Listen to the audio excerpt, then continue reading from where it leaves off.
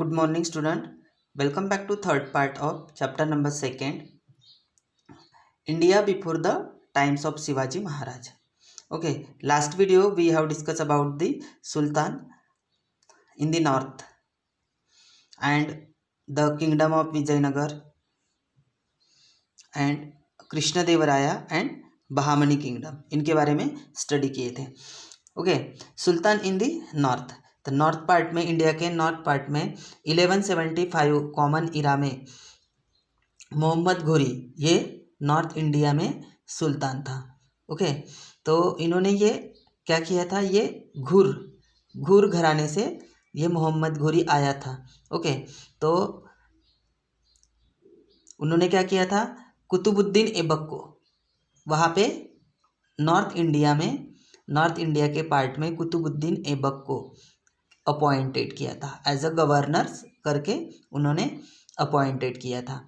Okay, then ये Qutbuddin Aibak, Razia Balban, Alauddin Khilji, Mohammad bin Tughlaq, Firoz Tughlaq, Ibrahim Lodi and other sultan rule over India. इनके death होने के बाद कुतुबुद्दीन ऐबक की डेथ होने के बाद ये सारे सुल्तान वहाँ पे नॉर्थ इंडिया में इनके रूल थे सुल्तान के. ओके, और इब्राहिम लोदी ये लास्ट सुल्तान था. Okay, then the kingdom of Vijayanagar के जो किंगडम था मोहम्मद बिन तुगलक, ये दिल्ली का, वहाँ पे इनका राज था विजयनगर में. ओके, तो ये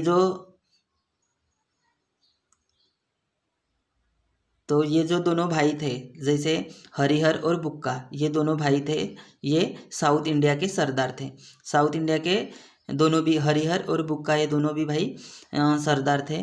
मोहम्मद बिन तुगलक, उन्होंने विजयनगर ये किंगडम फाउंडेड किया था मोहम्मद बिन तुगलक ने साउथ इंडिया में 1336 कॉमन इरा में उन्होंने विजयनगर ये किंगडम फाउंडेड किया था. ओके, देन उसके बाद कृष्ण देवराया ये भी गद्दी पे आया. तो ये 1509 कॉमन इरा में ये कृष्ण देवराया ये भी गद्दी पे आया. तो उन्होंने क्या किया, अपने किंगडम में जो भी मतलब सुल्तान थे, ओके, जो भी सुल्तान थे, जैसे कि बहामनी जो सुल्तान मोहम्मद शाह, ओके, और कृष्ण देवराया, इनके रीजन में ये उनके रूल्स थे. ओके, देन उसके बाद ये दोनों भी भाई जैसे कि हरिहर और बुक्का, ये दोनों भी भाई क्या करते थे, इन्होंने अपना इनका ये सरदार, इनकी दिल्ली में सर्विस थी. साउथ इंडिया के ये दोनों भी सरदार थे साउथ इंडिया पार्ट में, और ये वहाँ पे सरदार थे. Okay, in this video we will discuss about the Mohammad Gawan, Mughal power and Babar, इनके बारे में स्टडी करनी है. ओके, तो ये मोहम्मद गावन ये वजीर था, बहामनी स्टेट का वजीर था ये. तो ये एक गुड एडमिनिस्ट्रेटर था और उन्होंने बहामनी स्टेट को मजबूत करने के लिए बहुत कोशिश की. ओके, तो इनके बारे में स्टडी करनी है. देखो, मोहम्मद गावन वॉज द चीफ वजीर ऑफ द बहामनी किंगडम, ये इस राजघराने का ये मोहम्मद गावन ये चीफ वजीर था. He was a good administer, वो एक मोहम्मद गावन अच्छा एडमिनिस्ट्रेशन प्रशासक था. Okay, he strengthened the Bahmani kingdom. He started paying the soldiers their salary in cash instead of through land grant. Okay, तो ये उन्होंने ये बहामनी स्टेट ये किंगडम मजबूत करने के लिए उन्होंने सबसे पहले क्या किया, ही started paying the soldiers. Okay, वहाँ पे उन्होंने सोल्जर्स लगाए और उनकी जो सैलरीज थी वो कैश, वो लैंड ग्रांट, यानी कि लैंड ग्रांट्स, जो लैंड ग्रांट मीन्स कर आकारनी, जिसको बोला जाता है, तो वो कैश करके उनके सोल्जर्स की सैलरी देते थे। He brought discipline in the army, वो बहुत डिसिप्लिन था मोहम्मद गावन, बहुत डिसिप्लिनर था। Okay, then he introduce many reforms in the land revenue system, उन्होंने लैंड रेवेन्यू सिस्टम में भी उन्होंने इंट्रोड्यूस करवाया था, और डिफरेंट सिस्टम्स वहाँ पे उन्होंने यूज़ किए। Okay, he open a madrasa at Bidar for Arabic and Persian study, उन्होंने मोहम्मद गावन ने मदरसा भी ओपन किए थे और वहाँ पे अरेबिक और पारसियन की इस लैंग्वेज की स्टडी करते थे। After the death of Mohammad Gawan, इनकी डेथ होने के बाद, मोहम्मद गावन की डेथ होने के बाद, factionism increase among the Bahmani sardar, factionism means दलबंदी, बट उनकी डेथ, मोहम्मद गावन की डेथ होने के बाद वहाँ पे सबसे बहामनी स्टेट में सबसे ज़्यादा फैक्शनिज्म इंक्रीज हो गया। The conflict with the Vijayanagar kingdom had a adverse effect on the Bahmani kingdom, the provincial means प्रांतीय, ऐसी प्रांतीय दलबंदी वहाँ पे स्टार्ट हुई, इंक्रीज हुई, बढ़ती गई, और विजयनगर और ये मोहम्मद गावन के स्टेट में, बहामनी स्टेट में कॉन्फ्लिक्ट हो गए, युद्ध हो गए थे। Okay, the conflict with the Vijayanagar kingdom had a adverse effect on the Bahmani kingdom, और उनका इफेक्ट बहामनी किंगडम पे हो गया था। The provincial governors began to act more independent, this led to the disintegration means विघटन, तो वहाँ पे क्या हो गया, provincial governors began to more independent, वो मोर इंडिपेंडेंट हो गए, तो और उनका जो असर था वो कहाँ पे, कौन से स्टेट पे, बहामनी किंगडम। ओके, तो ये जो बहामनी जो किंगडम थे, ऐसे स्मॉल 5 स्टेट में उसको डिवाइड किया था। देखो कौन कौन से थे वो, Bahmani kingdom into 5 small power, Imad Shahi of Varad, Barid Shahi of Babar, Adil Shahi of Bijapur and Nizam Shahi of Ahmadnagar and Qutb Shahi of Golconda, ऐसे 5 स्टेट में उसका ये जो पावर थे, तो ऐसे उन्होंने 5 पावर्स डिवाइड किए थे। ओके, नेक्स्ट देखो मुग़ल पावर, यहाँ से मुग़ल पावर स्टार्ट हो गया। The 1526 Common Era, the Sultan of Delhi came to an end. Mughal power was established there. ये सभी अभी सुल्तान का पावर यहाँ पे ख़त्म हो गया। मोहम्मद गावन की डेथ होने के बाद यहाँ से मुग़ल पावर ख़त्म हो गया, सुल्तान पावर ख़त्म हो गया और मुग़ल पावर यहाँ से स्टार्ट हो गया। ओके, नेक्स्ट फर्स्ट देखो Babur was the founder Mughal power, Babur ये फाउंडर था, संस्थापक था, किसका, मुग़ल पावर का। He was the king of Fergana in Central Asia in today's Uzbekistan. He had heard means well known, heard of the wealth in India, so the plan and invention of India. Babur ये founder थे Mughal power के, और उन्होंने Fergana, central Asia के, आज के Uzbekistan कहते हैं ये, और उनको वो ये स्टेट उन्होंने, हर्ड मीन्स वेल नोन, वो बहुत वेल नोन थे, और उन्होंने ये सेंट्रल एशिया के पार्ट, इंडिया के पार्ट में उन्होंने वेल्थ करने के लिए उन्होंने बहुत इन्वेंशन भी किए थे। Okay, The reigning Sultan of Delhi at the time was Ibrahim Lodi. Daulat Khan Lodi was the governor of Punjab under the Sultan. Okay, but ये जब बाबर ये सेंट्रल एशिया, यानी कि जब मुग़ल पावर स्टार्ट हो गया, तो मुग़ल पावर स्टार्ट होने मतलब कि बाबर ये संस्थापक था उनका, ओके, फाउंडर था, तो उन्होंने सेंट्रल एशिया का पार्ट जो मजबूत करने के लिए उन्होंने बहुत कोशिश की, बट यहाँ पे दिल्ली में सुल्तान का राज था, इब्राहिम लोदी और दौलत खान लोदी ये पहले से ही ये पंजाब स्टेट के क्या थे, सुल्तान थे, गवर्नर थे। ओके, तो उन्होंने क्या किया देखो, the relationship between Ibrahim Lodi and Daulat Khan Lodi was strained. But इन दोनों के बीच में जो रिलेशनशिप थे इब्राहिम लोदी और दौलत खान लोदी के बीच, वो स्ट्रेन थे। स्ट्रेन मीन्स तनावपूर्ण थे दोनों के बीच में। Daulat Khan Lodi invented Babur to march on India. तो दौलत खान लोदी ने किसको इन्वेंटेड किया, बाबर को इन्वेंटेड किया। Okay, taking this opportunity Babur invented India. और ये बाबर के लिए बहुत अपॉर्चुनिटी, बहुत अच्छी अपॉर्चुनिटी थी उनके लिए, बहुत बाबर के लिए। बाबर इन्वेंटेड इंडिया, और बाबर को इन्वेंटेड किया गया था इंडिया में। टू रिपेल, रिपेल मीन्स पीछे हटना। To repel Babur invention, Ibrahim Lodi started with his army. और यहाँ से बाबर क्या हो गया, पीछे हट गया था। क्यों, क्योंकि वहाँ पे इब्राहिम लोदी का भी दिल्ली में ये गवर्नर था। तो उन्होंने क्या किया कि इब्राहिम लोदी ने अपना आर्मी स्टार्टेड किया with his army. There was a battle between Ibrahim Lodi and Babar.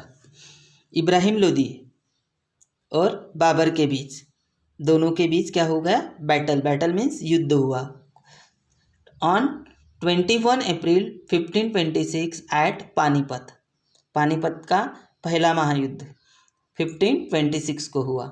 किसके किसके बीच में, इब्राहिम लोदी और बाबर के बीच में 21 अप्रैल 1526 कॉमन इरा में पानीपत का फर्स्ट बैटल हुआ था। In this battle Babur made use of an artillery, तोपखाना मीन्स जिसको ऑर्डिनेंस कहा जाता है, ordnance, effectively for the first time in India. But इन्होंने, बाबर ने ये आर्टिलरी इसका इफेक्टिवली जो उन्होंने यूज़ किया था आर्टिलरी वहाँ पे, वो बहुत इफेक्टिव था। फर्स्ट टाइम ही इंडिया में उन्होंने यूज़ किया। ही डिफेक्टेड इब्राहिम लोदी, इन्हीं के वजह से उन्होंने, डिफेक्टेड मीन्स हराना। तो किसको हराया, इब्राहिम लोदी को हराया। This is known as the first battle of Panipat, और उसी को ही क्या कहते हैं, पानीपत का फर्स्ट युद्ध कहा जाता है। कब हुआ था, 21 अप्रैल 1526 कॉमन इरा में हुआ था, और इब्राहिम लोदी और बाबर के बीच में हुआ था। ओके, और सबसे पहले आर्टिलरी उन्होंने यूज़ किया था, किसने, बाबर ने। After the battle of Panipat, Rana Sanga of Mewar brought all Rajput king together. There was a battle between Babur and Rana Sanga at Khanwa. Babur's artillery and reserve force play a key role in this battle, and Rana Sanga's army was defeated. Babur died in 1530 common era. Okay, Panipat के युद्ध में क्या क्या हुआ, after the battle of Panipat के युद्ध के बाद क्या हुआ, राणा संगा, ये राणा संगा इन्होंने क्या किया, ये राजपूत किंग था। ओके, राणा संगा ये राजपूत किंग था। There was a battle between Babur and Rana Sanga, और राणा संगा और बाबर के बीच में अभी एक छोटा सा बैटल हुआ। कहाँ पे हुआ, ये Khanwa. Babur's artillery and reserve force play in the key role in this battle and Rana Sanga's army was defected. तो यहाँ पे भी बाबर ने अपनी आर्टिलरी फोर्स यूज़ किया और उसी में ही वो सक्सेस हो गए, और राणा संगा ने भी जो आर्मी फोर्स यूज़ किया था तो राणा संगा वहाँ पे डिफेक्टेड हो गए, मीन्स हारे थे। और बाबर की उसमें उसी टाइम बाबर की क्या हो गई, डेथ हो गई 1530 में। ओके,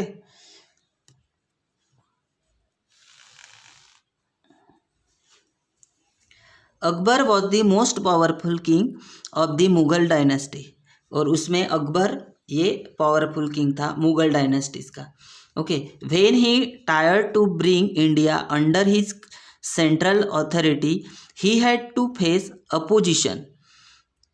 बट जब उन्होंने, ये अकबर ये पावरफुल किंग था मुगल डायनेस्टीज का, जब उन्होंने सेंट्रल इंडिया पूरे टोटली उनके कंट्रोल में थी, वो जब उनको पूरे टोटल उनको अथॉरिटीज़ प्रोवाइड की थी, but he had to face opposition. Maharana Pratap, Chand Bibi, Rani Durgavati struggle against him. तो ये सभी लोगों ने क्या किया, स्ट्रगल किया। किसने, महाराणा प्रताप, चांद बीबी, रानी दुर्गावती, इन्होंने सभी ने क्या किया, स्ट्रगल किया। Their struggle is not worthy, not worthy means ध्यान देने लायक, और ये यहाँ से इन लोगों के तरफ ध्यान देने लायक थे, मतलब कि महाराणा प्रताप, चांद बीबी, रानी दुर्गावती, इन सभी लोगों ने अपने आप को क्या किया, स्ट्रगल किया, इसीलिए इन लोगों को मतलब ध्यान देने लायक थे। ओके, नेक्स्ट देखो, do you know. After Babur Humayun 1530 common era to 1539 common era and from 1555 common era to 1556 common era ascended the throne. Throne means राजगद्दी, ये यानी कि बाबर के बाद हुमायूं गद्दी पे आया, राजगद्दी पे आया, तो ये भी 1530 common era to 1539 and from 1555 to 1556 Babur के बाद हुमायूं आया। He was depicted the Sher Shah, he was depicted the Sher Shah. Sher Shah establish दी सूर डायनेस्टीज। तो शेर शाह ने सूर डायनेस्टीज इस्टेब्लिश किए थे। On the throne of Delhi after Humayun Akbar 1556 common era to 1605 common era. Humayun के बाद अकबर आया थ्रोन उस राजगद्दी पे 1556 to 1605 ascended the throne. There was a battle between Akbar and Hemu at Panipat in the 1556 common Ira. But जब अकबर गद्दी पे आया, राजगद्दी पे आया, तब अकबर और हेमू इनके बीच में पानीपत का युद्ध हुआ था 1556 में। This is the second battle of the Panipat, ये सेकेंड बैटल था, सेकेंड महायुद्ध था पानीपत का युद्ध, सेकेंड। ओके, फर्स्ट हुआ था 21 अप्रैल 1526 को फर्स्ट पानीपत का युद्ध हुआ था, एंड सेकेंड 1556 को हुआ था। Akbar's ambition was to bring whole of India under his one central authorities after Akbar Jahangir 1605 common era to 1628 become the emperor during his reign. Okay, तो क्या हुआ था, आफ्टर अकबर के बाद जहांगीर ये राजगद्दी पे आया। कब आया, 1605 कॉमन इरा से लेके 1628 कॉमन इरा तक ये अकबर के बाद जहांगीर राजगद्दी पे आया। तो क्या हुआ, become the emperor during his reign. His wife Nur Jahan played an active role in the administration. तो उसकी जो वाइफ थी, जहांगीर की जो वाइफ थी नूर जहाँ, किसकी वाइफ थी, जहांगीर की वाइफ थी नूर जहाँ। तो ये नूर जहाँ एक एक्टिव रोल निभाती थी एडमिनिस्ट्रेशन का, एक अच्छा प्रशासन का एक्टिव रोल निभाती थी ये। Jahangir was followed by Shahjahan 1628 common era to 1658 common era as the emperor. इसके बाद जहांगीर वॉज फॉलोड, तो ये जहांगीर किसको फॉलोड करता था, शाहजहाँ को। तो शाहजहाँ कब राजगद्दी पे आया, 1628 कॉमन इरा टू 1658, इस कॉमन इरा में शाहजहाँ राजगद्दी पे आया। Okay, the next emperor after Shahjahan, और जहांगीर के बाद जो आने वाला गद्दी पे आने वाला जो एम्पेरियर था, सम्राट था, वो कौन था, शाहजहाँ था। Aurangzeb 1658 common era to 1707 common era reigned for a very long time. तो शाहजहाँ के बाद आने वाला जो लास्ट एम्पेरियर था वो औरंगजेब था। औरंगजेब ये राजगद्दी पे कब आया, 1658 कॉमन इरा टू 1707, ये लॉन्ग टाइम तक यानी ज़्यादा टाइम तक औरंगजेब ये एम्पेरियर रहा। After his death the Mughal empire become weak. But क्या हुआ लास्ट में, औरंगजेब ये लास्ट लॉन्ग टाइम तक इसका रूल चला औरंगजेब का। बट उसकी डेथ जब हो गई तब मुगल एम्पेरियर क्या हो गया, धीरे धीरे वीक होने लगा। Okay, thank you.